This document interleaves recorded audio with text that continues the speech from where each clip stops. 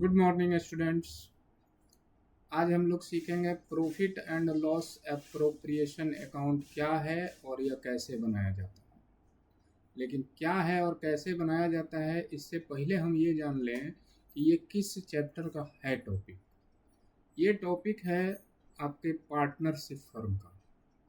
जैसा कि हम लोग 11th में सोल ट्रेडिंग का फाइनेंशियल स्टेटमेंट पढ़े थे और 12 का जो चैप्टर स्टार्ट होता है सीबीएसई बोर्ड के लिए उसमें हम लोग फाइनेंशियल स्टेटमेंट ऑफ पार्टनरशिप ही शुरू करते हैं। तो पार्टनरशिप के बारे में थोड़ा सा इंट्रोडक्शन हम दे देते हैं। जैसे बिजनेस के तीन मेन फॉर्म हैं।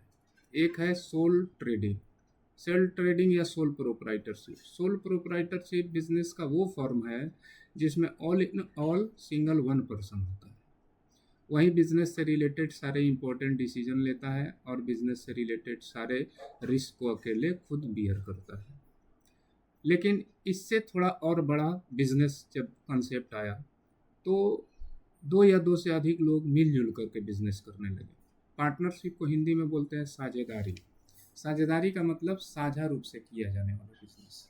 तो साझा रूप से किया जाने वाला बिजनेस जिसमें दो या दो से अधिक पर्सन एज ए पार्टनर या एज ए ओनर मिलजुल करके कैपिटल इन्वेस्ट करते हैं और उससे होने वाले प्रॉफिट या लॉस को आपस में ही म्यूचुअल वो शेयर करते हैं।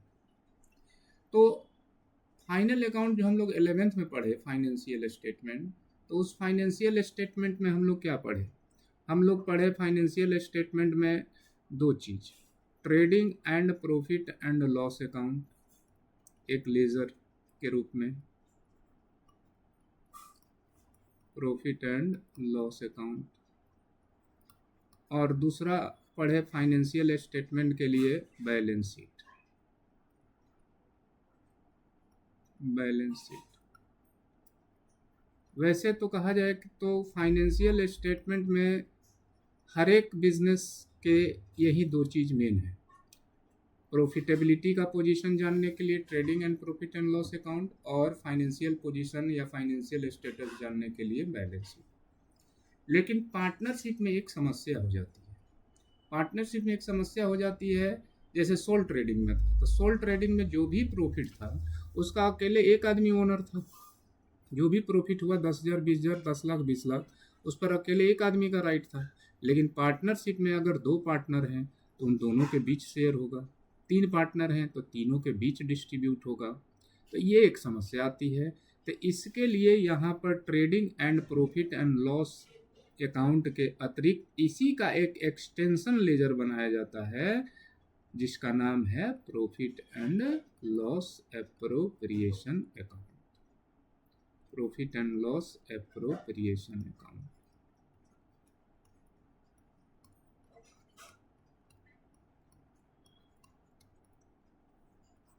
प्रॉफिट एंड लॉस एप्रोप्रिएशन से पहले थोड़ा सा trading and profit and loss का हम लोग शॉर्ट फॉर्म देखते हैं। Trading and profit and loss account,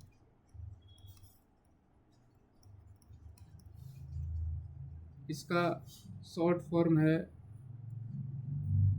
starting होता है डेबिट साइड में ओपनिंग स्टॉक से,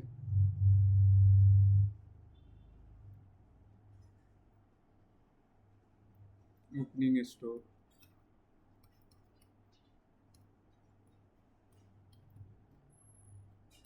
उसके बाद परचेज, फिर ऑल डायरेक्ट एक्सपेंसेस, क्रेडिट में सेल्स और क्लोजिंग स्टॉक। अब ये क्लोज करते हैं, अगर क्रेडिट साइड बड़ा रहा और डेबिट साइड छोटा है, अर्थात बैलेंसिंग अगर इधर आ रहा है डेबिट में, तो बैलेंस CD न लिख करके हम लोग इसके रिजल्ट को लिखते हैं और रिजल्ट को बोला जाता है gross profit. By the way, अगर ये बड़ा हुआ, अगर हमारा ये बड़ा हुआ डेबिट वाला और क्रेडिट में डिफरेंस आया, बैलेंसिंग आया, तो यहाँ बैलेंस को क्या बोलते हैं? यहाँ बैलेंस को बोलते हैं ग्रॉस लॉस। अब trading and profit and loss account एक ही साथ बनता है, फुल क्लोजिंग नहीं होता, हाफ क्लोजिंग होता है। पूरे लेजर को हम क्लोज नहीं कर रहे हैं, बस अमाउंट के कॉलम को क्लोज कर रहे हैं। अब सीडी और बीडी का जो प्रोसेस है, तो ग्रॉस प्रॉफिट जो आएगा वो अगले स्टेप में अपोजिट में ट्रांसफ़र होगा, और यहाँ से जो हमारा शुरू हो गया वो प्रॉफिट एंड लॉस शुरू हो गया, है ना। इसके ऊपर जो था वो ट्रेडिंग था।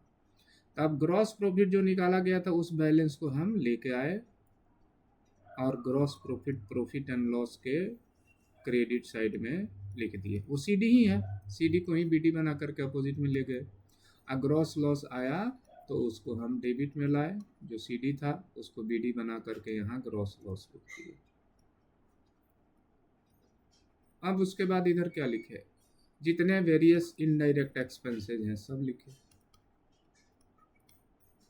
Indirect expenses. इधर इनकम जो भी आया है सेल्स के अतिरिक्त वो सारे इनकम लिखे। अब फिर इस लेजर को क्लोज किए, तो इस लेजर को जब क्लोज करेंगे तो यहाँ फिर अगर क्रेडिट साइड बड़ा है और डेबिट साइड छोटा है, तो यहाँ जो बैलेंसिंग आएगा उसको क्या बोलेंगे, इस बैलेंस सीडी को हम लोग बोलेंगे, बैलेंस सीडी न बोल करके क्या बोलेंगे, नेट रिजल्ट बोलना है। नेट प्रॉफिट हुआ, क्योंकि इनकम अगर बड़ा है एक्सपेंसेस कम है तो नेट प्रॉफिट हुआ। अब नेट हुआ। अब उसी तरह अगर ये बड़ा हो गया डेबिट वाला, तो डेबिट वाला अगर बड़ा हो गया तो इसका मतलब कि एक्सपेंसेस ज़्यादा है तो नेट लॉस हो जाएगा, है ना। अर्थात अगर इधर बैलेंसिंग आया तो इधर बैलेंसिंग को हम लोग क्या बोलेंगे, नेट लॉस। हमको इसके पीछे जाने का एक एक लॉजिक था। अब हम बोले कि प्रॉफिट एंड लॉस एप्रोप्रिएशन इसी का एक एक्सटेंशन लेजर है।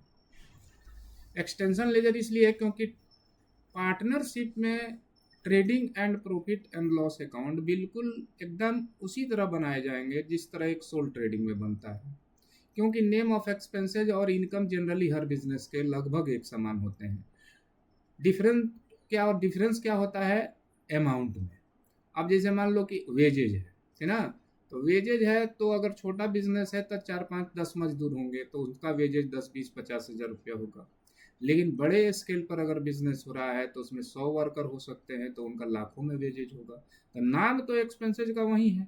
सैलरी है तो पहले 5-10 स्टाफ थे तो उनका लाखों में सैलरी था, आज के डेट में 20 लाख 25 लाख सैलरी होगा, ज़्यादा जो हमारे स्टाफ होंगे। तो नंबर आइटम जो है नेम ऑफ एक्सपेंसेज और इनकम के नहीं बदलेंगे, है ना, अमाउंट बदलेगा, ठीक है। इसलिए profit trading and profit and loss account partnership के लिए भी बिल्कुल वैसे ही बनाए जाते हैं जैसे सोल ट्रेडिंग के लिए बनाए जाते हैं। अब इसमें जो समस्या क्या आती है कि यहाँ जो सोल ट्रेडिंग में जो था प्रॉफिट अकेले एक आदमी का था, अब यहाँ जो नेट प्रॉफिट आया वो अकेले एक आदमी का नहीं रहेगा, जितने नंबर ऑफ पार्टनर होंगे उन सबों के बीच डिस्ट्रीब्यूट होगा। उसको डिस्ट्रीब्यूशन करने के लिए या उसके डिस्ट्रीब्यूशन को शो करने के लिए ही एक एक्स्ट्रा लेजर बनाया जाएगा जिसका नाम है profit and loss appropriation account, है ना।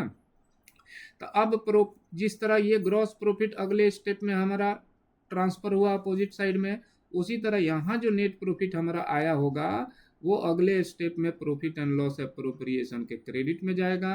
अगर नेट लॉस दिया रहेगा या आया होगा तो यहाँ डेबिट में जाएगा। तो अब हम लोग यहाँ शुरू कर रहे हैं प्रॉफिट एंड लॉस एप्रोप्रिएशन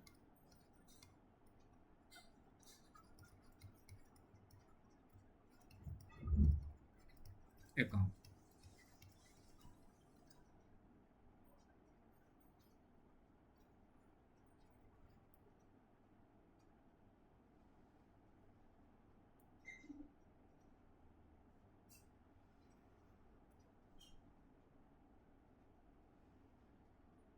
अब प्रॉफिट एंड लॉस में अगर नेट प्रॉफिट आया होगा तो क्रेडिट में ट्रांसफर हो जाएगा, profit and loss if net profit given. और अगर लॉस आया होगा दिया होगा तो to profit and loss debit में ट्रांसफर होगा। जैसे ट्रेडिंग का जो प्रॉफिट था वो प्रॉफिट एंड लॉस में क्रेडिट में गया, तो प्रॉफिट एंड लॉस का जो नेट प्रॉफिट था वो प्रॉफिट एंड लॉस एप्रोप्रिएशन के अपोजिट में जाएगा। टू प्रॉफिट एंड लॉस ही लिखेंगे यहाँ के लिए भी, क्योंकि उस लेजर से हम ट्रांसफर कर रहे हैं। अर्थात अगर नेट लॉस दिया रहे तो, नेट लॉस गिवन हो तभी।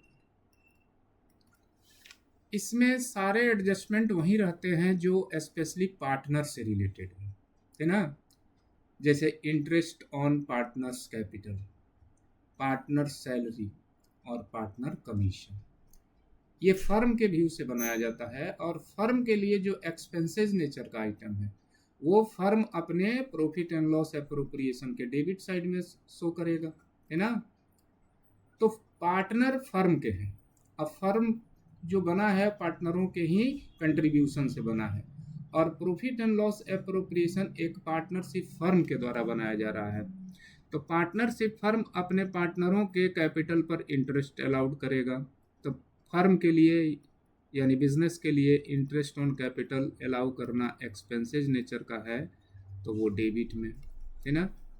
एज्यूम कर लिए एक नाम काल्पनिक, है ना, ए और बी नाम, दोनों का अमाउंट अंदर लिखेंगे और प्लस करके बाद। पार्टनर सैलरी, पार्टनरशिप डीड में अगर पार्टनरों के सैलरी के बारे में मेंशन किया गया हो तो पार्टनर का सैलरी। पार्टनर का सैलरी 3 लैंग्वेज में दिया हुआ हो सकता है। पर एनम, तो पर एनम दिया हो तो सीधे लिख देंगे अमाउंट के कॉलम में। पर मंथ, पर मंथ दिया हो तो इंटू 12 करके लिख देंगे। अब पर क्वार्टर, तो पर क्वार्टर दिया हो तो पर क्वार्टर दिया हो तो पूरे ईयर में 4 क्वार्टर होते हैं, है ना, तो 4 से यानी 4 से इंटू करके लिख देंगे, है ना। तो आपको सामने जो कुछ भी दिया हो उसके अनुसार हमको पार्टनर सैलरी लिखना है। पर मंथ दिया है तो 12 से इंटू कर दिया जाए। ए को मान लिया जाए कि पर एनम सैलरी है तो ए का सैलरी पर एनम सीधे बाहर निकाल दिए, और बी का सैलरी पर मंथ है तो पर मंथ दिया हो तो पर मंथ इंटू 12 करके जो अमाउंट आएगा वो बाहर निकाल देंगे। पार्टनर कमीशन, पार्टनर कमीशन, तो पार्टनर कमीशन भी 2 तरीके से दिया हुआ हो सकता है, एक बिफोर चार्जिंग, एक आफ्टर चार्जिंग। फाइनल अकाउंट हम लोग पढ़े हैं, तो फाइनल अकाउंट में जिस तरह मैनेजर का कमीशन होता है, बिफोर चार्जिंग सच कमीशन, आफ्टर चार्जिंग सच कमीशन, तो या कुछ नहीं लिखा हो तो बिफोर चार्जिंग ही मानते हैं। तो कोई एडजस्टमेंट या कोई लैंग्वेज नहीं लिखा हो तो पार्टनर कमीशन सीधा जो अमाउंट है प्रॉफिट का इंटू रेट बाई 100 करके निकाल देंगे। और अगर आफ्टर चार्जिंग लिख दिया, आफ्टर चार्जिंग सच कमीशन, तो रेट बाई 100 प्लस रेट के नाम से लिख करके कैलकुलेट करके लिख देंगे। तो पार्टनर कमीशन ए और बी जो भी आया कैलकुलेशन होके वो यहाँ।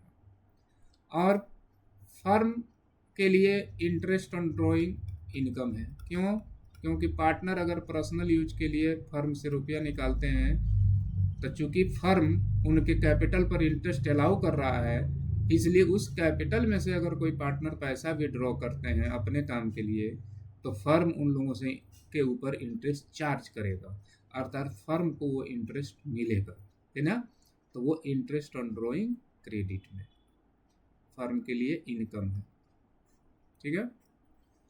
अब कहीं कहीं किसी किसी क्वेश्चन में एडजस्टमेंट दे देता है transfer to general reserve,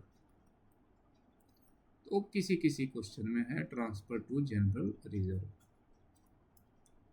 transfer to reserve fund या ट्रांसफर टू जनरल रिजर्व। वो लिख देगा 10% of net profit will be transfer to general reserve, या 1/10 of net profit will be transfer to general reserve, या 1/10 of divisible profit या distributable profit will be transfer to general reserve, है ना। तो language पर डिपेंड करेगा, तो calculation भी थोड़ा सा चेंज होगा। अब है कि अब सब कुछ जब बस यही 4 एडजस्टमेंट हैं मैक्सिमम, है ना। ट्रांसफर टू जनरल रिजर्व कभी कभी आता है। अब फिर इसको क्लोज किया जाएगा, और इस लेजर को क्लोज करेंगे अगर क्रेडिट बड़ा है डेबिट छोटा है, तो इसका मतलब नेट रिजल्ट प्रॉफिट के रूप में आया। इनकम ज़्यादा है फर्म का, एक्सपेंसेस फर्म के लिए कम है, तो बिजनेस का रिजल्ट जो आया फर्म का वो नेट प्रॉफिट आएगा। तो नेट प्रॉफिट नहीं लिखेंगे, लिखेंगे प्रॉफिट। अब चूंकि प्रॉफिट पर किसी एक पार्टनर का राइट नहीं है, प्रॉफिट पर जितने पार्टनर हैं सबका राइट है, तब प्रॉफिट ट्रांसफ़र कर दिया जाता है पार्टनरों के कैपिटल अकाउंट में।